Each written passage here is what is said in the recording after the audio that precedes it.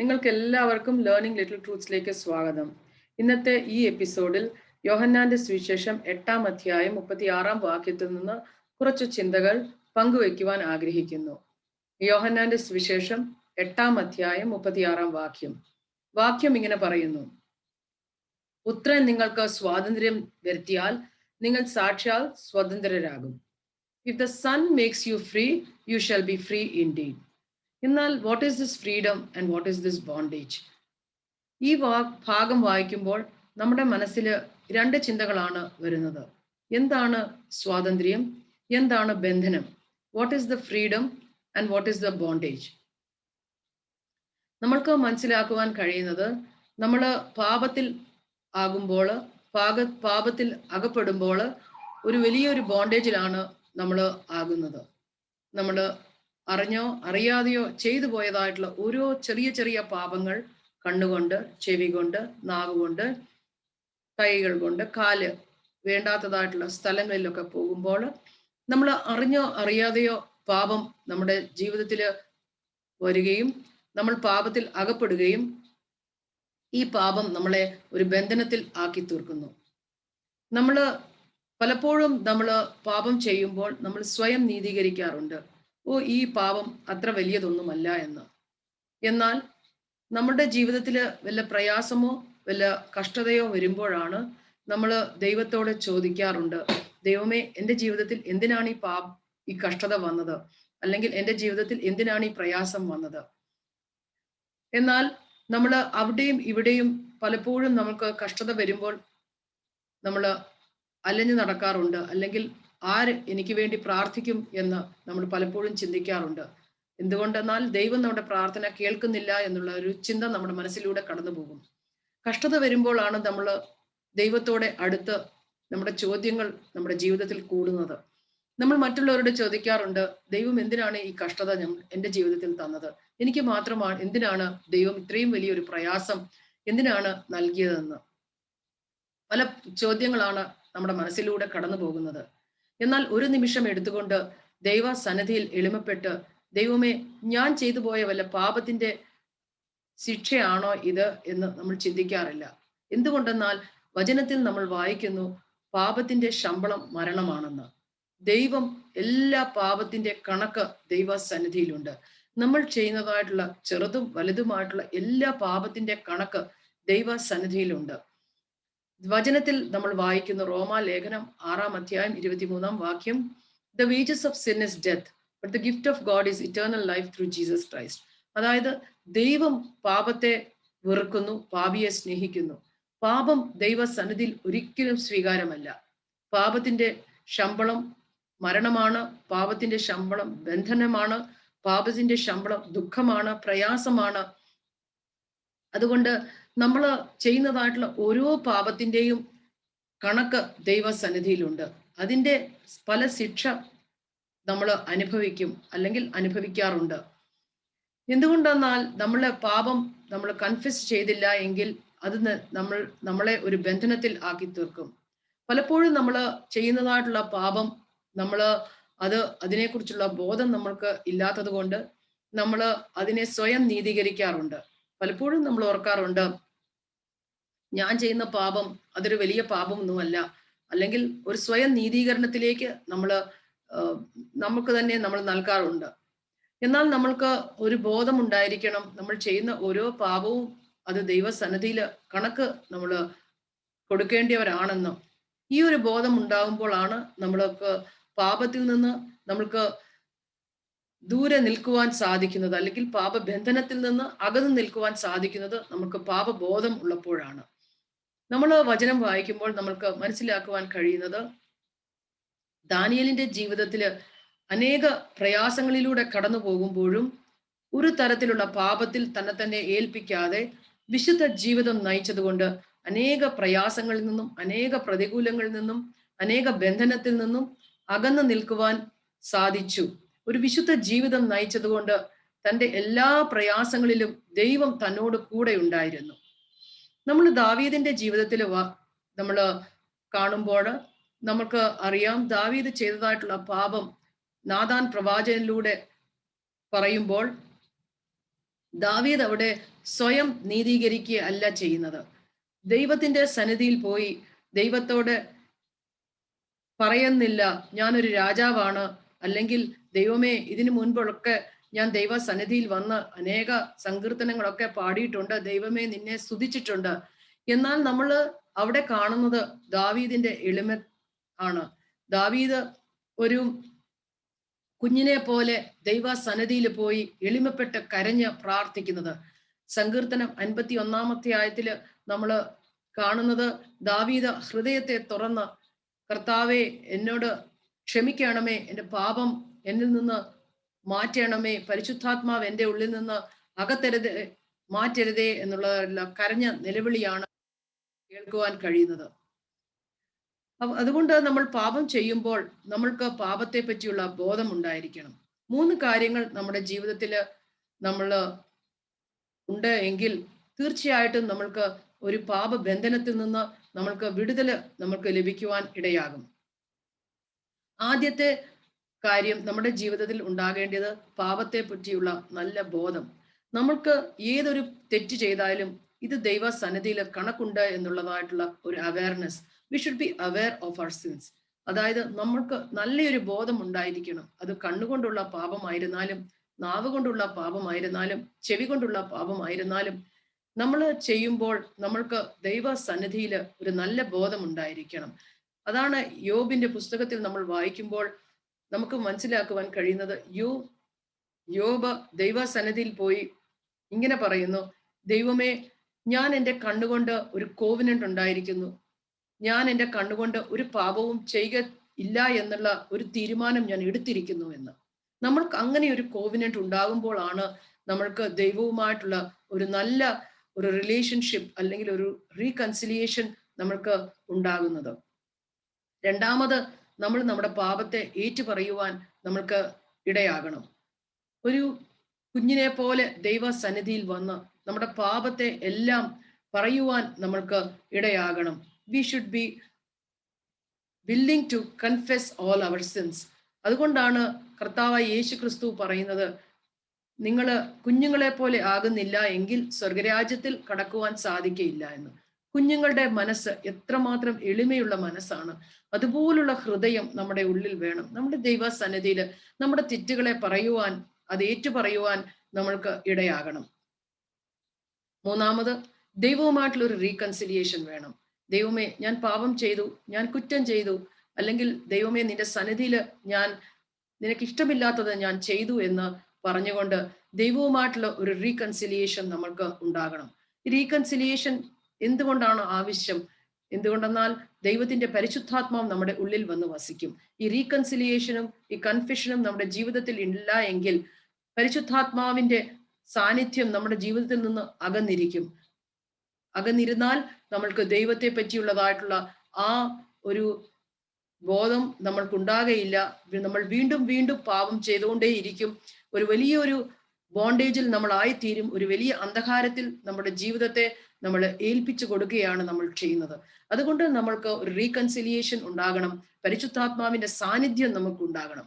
നമ്മുടെ ജീവിതത്തെ നമ്മൾ ക്രമപ്പെടുത്തുമ്പോൾ നമ്മൾക്ക് ലഭിക്കുന്നത് ദൈവത്തിന്റെ സ്വാതന്ത്ര്യമാണ്. അതാണ് ദൈവത്തിന്റെ വചനം ഇവിടെ നമ്മളോട് പറയുന്നത്. അങ്ങനെ നമ്മൾക്ക് ലഭിച്ചതായിട്ടുള്ള സ്വാതന്ത്ര്യം കൊണ്ട് നമ്മുടെ ആത്മീക ജീവിതത്തെ നമ്മളൊന്ന് ക്രമപ്പെടുത്തണം. നമ്മൾ ഒരിക്കൽ നമ്മുടെ ആത്മീക ജീവിതത്തെ ഒന്ന് പരിശോധിക്കണം, അല്ലെങ്കിൽ നമ്മുടെയൊക്കെ ഒരു ഇൻട്രോസ്പെക്ഷൻ ആവശ്യമാണ്. ദൈവമേ എൻ്റെ ആത്മീക ജീവിതം എങ്ങനെയുള്ളതാണ്? പലപ്പോഴും നമ്മുടെ ആത്മീക ജീവിതത്തിന് ഒരു ക്രമമില്ലാത്തതായിട്ടുള്ള ഒരു ആത്മീക ജീവിതമാണ്, ഒരു ഫൗണ്ടേഷൻ ഇല്ലാത്തതായിട്ടുള്ള ഒരു ആത്മീക ജീവിതമാണ്. അതുകൊണ്ട് നമ്മുടെ ജീവിതത്തെ ഒന്ന് നല്ലൊരു ഫൗണ്ടേഷനിൽ നമ്മൾക്ക് കൊണ്ടുവരാനും നല്ലൊരു ക്രമം നമ്മുടെ ജീവിതത്തിൽ, നമ്മുടെ പ്രാർത്ഥനാ ജീവിതത്തിൽ കൊണ്ടുവരാനും നമ്മൾ ശ്രമിക്കണം. യോബിന്റെ വചനം നമ്മൾ വായിക്കുമ്പോൾ നമുക്ക് മനസ്സിലാക്കുവാൻ കഴിയുന്നത്, യോബ് അതിരാവിലെ എഴുന്നേറ്റ് ദൈവ സന്നിധിയിൽ പ്രാർത്ഥിക്കുമായിരുന്നു എന്ന്. നമ്മുടെ ജീവിതത്തിൽ ഇങ്ങനെ ഒരു അനുഭവം ഉണ്ടോ? അല്ലെങ്കിൽ ഇങ്ങനെ ഒരു പ്രാക്ടീസ് ഉണ്ടോ? ഇങ്ങനെ ഒരു ഡിസിപ്ലിൻ ഉണ്ടോ?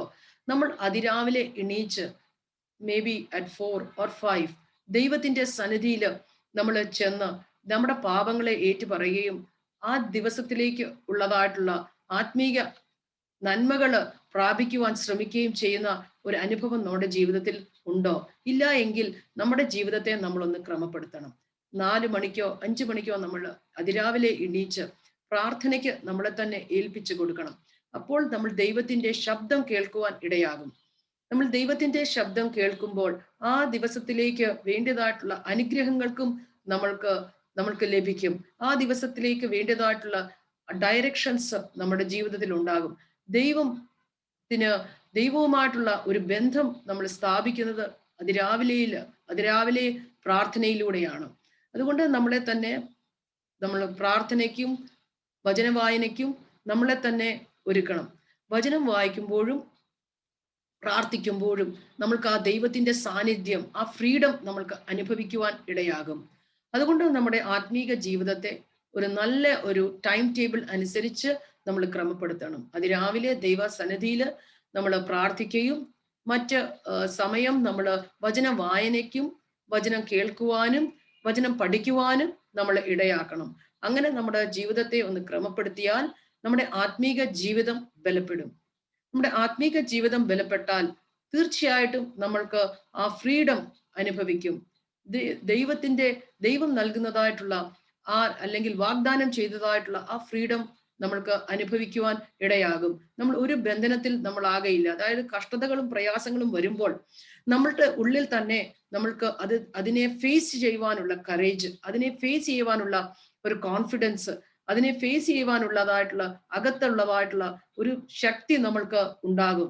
ഇത് ലഭിക്കുന്നത് നമ്മുടെ ജീവിതം ക്രമപ്പെടുമ്പോഴാണ്. ആത്മീക ജീവിതത്തിൽ ഒരു ക്രമം വരുമ്പോഴാണ്. നമ്മുടെ പ്രാർത്ഥനാ ജീവിതത്തിൽ ഒരു ക്രമം വരുമ്പോഴാണ്. നമ്മുടെ വചന വായനയിൽ ഒരു ക്രമം വരുമ്പോഴാണ് നമ്മൾക്ക് എല്ലാ പ്രയാസങ്ങളും നമുക്ക് നേരിടുവാനും വചനത്തിൽ നമ്മൾ ശക്തിയുള്ളവരായി തീരുവാനും കർത്താവ് നൽകുന്നതായിട്ടുള്ള ഒരു ഫ്രീഡം നമ്മൾക്ക് ലഭിക്കും. കർത്താവായ യേശുക്രിസ്തു പറഞ്ഞിട്ടുണ്ട് തന്റെ വചനത്തില്, നമ്മള് ഈ ഒരു അനുഭവത്തിലേക്ക് നമ്മൾ വരണം. You should be perfect even as your father in heaven is perfect. ഒരു പെർഫെക്ഷനിലേക്ക് നമ്മൾ വരുമ്പോഴാണ് നമ്മൾക്ക് ഈ ഫ്രീഡം കൂടുതൽ ലഭിക്കുവാൻ ഇടയാകുന്നത്. നമ്മൾക്ക് ദൈവം അനേക അനുഗ്രഹങ്ങൾ നൽകിയിട്ടുണ്ട്, അനേക വാഗ്ദാനങ്ങൾ ചെയ്തിട്ടുണ്ട്. ഈ വാഗ്ദാനങ്ങൾ ഒക്കെ നമ്മൾക്ക് സ്വന്തമാകണമെങ്കിൽ നമ്മൾ ദൈവത്തിന്റെ വചനപ്രകാരം നമ്മുടെ ജീവിതത്തെ നമ്മൾ ക്രമപ്പെടുത്തുകയും നമ്മുടെ ജീവിതത്തെ തന്നെ ഏൽപ്പിച്ചു കൊടുക്കുകയും ചെയ്യണം. എഫീസ്യ ലേഖനത്തിൽ നമ്മൾ വായിക്കുന്നുണ്ട്, അനേക ആത്മീക അനുഗ്രഹങ്ങളുടെ അവകാശികൾ നമ്മളാണ്. എന്നാൽ ഈ അവകാശം, ഈ അനുഗ്രഹവും എങ്ങനെയാണ് നമ്മൾക്ക് ലഭിക്കുന്നത്? നമ്മുടെ ജീവിതം ദൈവവുമായിട്ടുള്ള ഒരു ബന്ധം നമ്മൾ സ്ട്രോങ് ആകുമ്പോഴാണ് നമ്മൾക്ക് ഈ ഒരു അനുഗ്രഹങ്ങള് നമ്മൾക്ക് ലഭിക്കുവാൻ ഇടയാകുന്നത്. എഫീസ്യ ലേഖനത്തിൽ പറയുന്നത്, let your Roots B strong in the Lord. നമ്മുടെ വേരുകൾ കർത്താവായ യേശു ക്രിസ്തുവില് ശക്തിയുള്ളതായിട്ട് തീരണം. വേരുകൾ ശക്തി ഉണ്ട് എങ്കിൽ നമ്മുടെ ആത്മീക ജീവിതം ബലപ്പെടും. അതുകൊണ്ട് നമ്മുടെ ജീവിതത്തെ തന്നെ നമ്മൾ ദൈവസന്നിധിയിൽ ഏൽപ്പിച്ച് കൊടുത്ത് ദൈവസന്നിധിയിൽ എളിമപ്പെട്ട് ജീവിക്കുമ്പോൾ അനേക ആത്മീക അനുഗ്രഹങ്ങളുടെ അവകാശികളായി തീരും. അതുകൊണ്ട് നമ്മൾ ഈ വചനത്തിലൂടെ നമ്മൾ 3 കാര്യങ്ങൾ പഠിച്ചിട്ടുണ്ട്. ഒന്ന്, we should be aware of our sins, we should confess our sins, and we should be able to reconcile with God. Once we reconcile with God, use the freedom to build a foundation, a strong spiritual foundation with the Lord. ദൈവവുമായിട്ടുള്ള ഒരു നല്ല ബന്ധത്തിൽ നമ്മൾ മുൻപോട്ട് പോകുമ്പോൾ നമ്മൾ സ്വർഗീയ അനുഗ്രഹം നമ്മൾക്ക് ലഭിക്കുകയും നമ്മൾ ദൈവത്തിന്റെ മക്കളായിട്ട് നമ്മൾക്ക് ഈ ഭൂമിയിൽ ജീവിക്കുവാൻ ഇടയാകുകയും ചെയ്യും. നമ്മൾ ഒരിക്കലും നമ്മളെ തന്നെ പാപത്തിൽ നമ്മൾ ഏൽപ്പിക്കുകയും പാപത്തിൽ നമ്മുടെ ജീവിതത്തെ തന്നെ നമ്മൾ നൽകുകയും ചെയ്യാതെ ഒരു വിശുദ്ധ ജീവിതം, ഇതാണ് ദൈവം നമ്മളിൽ നിന്ന് ആഗ്രഹിക്കുന്നത്. നമ്മൾ ദൈവ മക്കൾ എന്ന് വിളിക്കപ്പെടുവാൻ യോഗ്യം ആകണമെങ്കിൽ നമ്മുടെ ജീവിതത്തെ പാപത്തിന് ഏൽപ്പിച്ച് കൊടുക്കുവാൻ ഇടയാകരുത്. ദൈവം വിശുദ്ധനായിരിക്കുന്നത് പോലെ നമ്മളും വിശുദ്ധരാകുവാൻ ശ്രമിക്കണം. നമ്മൾ ഓരോ ദിവസവും ജീവിക്കുമ്പോഴും വിശുദ്ധിയുടെ അടുത്തേക്കാണ് നമ്മൾ എത്തുന്നത്. അതുകൊണ്ട് നമ്മൾ ഓരോ ദിവസവും വിശുദ്ധിയിൽ നിന്ന് വിശുദ്ധിയിലേക്ക് നമ്മൾ നീങ്ങുവാൻ ശ്രമിക്കണം. നമ്മുടെ പാപത്തെ ഒരിക്കലും നമ്മൾ നീതീകരിക്കുവാൻ ഇടയായി തീരരുതേ. എന്തെന്നാൽ നമ്മൾ പാപത്തെ നമ്മൾ നീതീകരിക്കുമ്പോൾ നമ്മൾ ബന്ധനത്തിൽ ആയിത്തീരും. ബന്ധനം അന്ധകാരമാണ്, ബന്ധനം ഇരുട്ടാണ്, ബന്ധനം വേദനയാണ്, ബന്ധനം സാത്താൻ നൽകുന്നതായിട്ടുള്ള ഒരു വലിയ ഒരു ഒരു ട്രാപ്പാണ്. ആ ട്രാപ്പിൽ നമ്മൾ ആകുമ്പോൾ അനേക വേദനകൾ നമ്മുടെ ജീവിതത്തിൽ വരും. അതുകൊണ്ട് നമ്മളെ തന്നെ ദൈവസന്നിധിയിൽ ഏൽപ്പിച്ചു കൊടുത്ത് ഒരു വിശുദ്ധ ജീവിതം ജീവിക്കുവാൻ ഇന്നും നമ്മൾ ഒരു തീരുമാനം എടുക്കണം. ഇന്ന് നമ്മൾ ദൈവസന്നിധിയിൽ ഒരു തീരുമാനം എടുത്താൽ നമ്മൾ ഒരു നല്ല ഒരു സ്ട്രോങ് ഫൗണ്ടേഷൻ നമ്മൾ പ്രെയർ ലൈഫിൽ നമ്മൾ ബിൽഡ് ചെയ്യണം. പ്രാർത്ഥനാ ജീവിതത്തിൽ നമ്മുടെ ഒരു സ്ട്രോങ് ഫൗണ്ടേഷൻ ഉണ്ടാകണം. നമ്മുടെ ജീവിതം ബലപ്പെടുമ്പോൾ നമ്മൾ മറ്റുള്ളവർക്ക് ഒരു അനുഗ്രഹമായി തീരും. ദൈവത്തിന്റെ ഒരു നല്ല സുഗന്ധം നമ്മൾ കർത്താവായ യേശുക്രിസ്തുവിന്റെ സുഗന്ധം പകർത്തുന്നവരായിട്ട് നമ്മൾ തീരും. മറ്റുള്ളവർക്ക് ഒരു അനുഗ്രഹമായിട്ട് മാറും നമ്മൾ. അങ്ങനെ നമ്മുടെ ജീവിതത്തെ മറ്റുള്ളവർക്ക് ഒരു നന്മയുള്ള ഒരു ജീവിതമാക്കി മാറ്റണമെങ്കിൽ നമ്മൾ നമ്മളെ തന്നെ ദൈവസന്നിധിയിൽ ഏൽപ്പിച്ചു കൊടുത്ത് നമ്മൾ വചന വായനയിലും പ്രാർത്ഥനയിലും നമ്മളെ തന്നെ ഒരുക്കുവാൻ നമ്മുടെ സമയങ്ങൾ കണ്ടെത്തി നമ്മൾ ഒരു ഒരു ബിഗിനിങ് നമ്മുടെ ജീവിതത്തിൽ ഉണ്ടാകുവാൻ ദൈവം നമ്മളെ ഓരോരുത്തരും നമ്മുടെ വചനത്തിലൂടെ ദൈവം നമ്മളെ ഗൈഡ് ചെയ്യുകയും പരിശുദ്ധാത്മാവിന്റെ കൃപയിൽ നമ്മൾ ഓരോ ദിവസവും ജീവിക്കുവാൻ ശ്രമിക്കണം. അങ്ങനെ ദൈവത്തിന്റെ ആത്മാവിനാൽ നിറയപ്പെട്ട ഒരു ജീവിതം നമ്മൾക്ക് ഓരോരുത്തർക്കും ലഭിക്കുവാൻ ഞാൻ ആഗ്രഹിക്കുകയും പ്രാർത്ഥിക്കുകയും ചെയ്യുന്നു. അതിന് നമ്മളെ പരിശുദ്ധാത്മാവ് നിങ്ങളെ ഓരോരുത്തരെയും സഹായിക്കട്ടെ എന്ന് ഞാൻ പ്രാർത്ഥിക്കുന്നു. നമുക്കൊരു നിമിഷം പ്രാർത്ഥിക്കാം.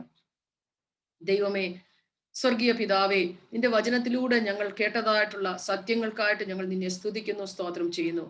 ഞങ്ങൾ കേട്ടതായിട്ടുള്ള വചനത്തിൽ ഞങ്ങളെ തന്നെ ഏൽപ്പിച്ച് അവിടുന്ന് തന്നെ ഞങ്ങളെ ഇന്ന് തൊട്ട് ഒരു തീരുമാനം എടുക്കുന്നു കർത്താവേ. അവിടുന്ന് തന്നെ ഞങ്ങൾ പാപത്തിന്റെ ബന്ധനത്തിൽ അകപ്പെടാതെ ദൈവവിശുദ്ധിയിൽ ജീവിപ്പാൻ ഞങ്ങളെ ഒരുക്കണമേ എന്ന് പ്രാർത്ഥിക്കുന്നു. ഞങ്ങളുടെ ജീവിതത്തിൽ വന്നുപോയ എല്ലാ കുറവുകളെയും അവിടുന്ന് തന്നെ ക്ഷമിക്കണമേ. നല്ലൊരു സ്പിരിച്വൽ ഫൗണ്ടേഷൻ ഞങ്ങൾക്ക് നൽകണമെങ്കിൽ കർത്താവും ദൈവമേ, ഞങ്ങൾ വചനത്തോടും ദൈവമേ നിന്നോടും ചേർന്ന് ജീവിപ്പാൻ ഞങ്ങൾക്ക് ഇടയാക്കി തീർക്കണമേ. ഞങ്ങളെ ഓരോരുത്തരെയും അനുഗ്രഹിക്കണമേ. ഈ വചനം കേൾക്കുന്നതായിട്ടുള്ള ഓരോ വ്യക്തികളെയും കർത്താവെ അനുഗ്രഹിച്ച് നല്ലൊരു ആത്മീക ജീവിതം അവരുടെ ജീവിതം കെട്ടിപ്പണിയുവാൻ ഉള്ള കൃപ അവർക്ക് നൽകണമേ. കർത്താവെ, ഇന്ന് കേട്ട വചനത്തിനായിട്ട് സ്തോത്രം. പരിശുദ്ധാത്മാവ് ഞങ്ങളെ ഓരോരുത്തരെയും സഹായിക്കണമേ എന്ന് പ്രാർത്ഥിക്കുന്നു.